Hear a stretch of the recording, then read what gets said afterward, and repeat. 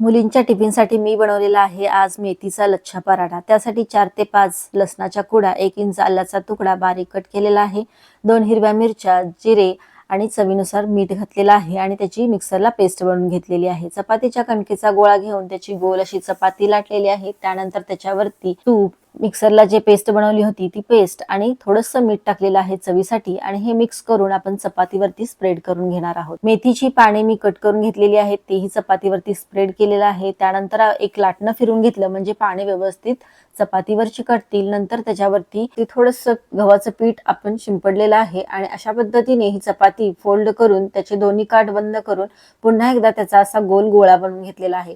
तर दोन्ही बाजूला पीठ लावून चपाती जशी लाटतो त्या पद्धतीने हा लच्छा पराठा लाटलेला आहे। तव्यावरती दोन्ही बाजूला तेल लावून छान असा हा पराठा भाजून घेतलेला आहे। तयार आहे आपला मेथीचा लच्छा पराठा। रेसिपी आवडली तर लाईक, शेअर, कमेंट करा आणि चॅनेलला सबस्क्राइब करा।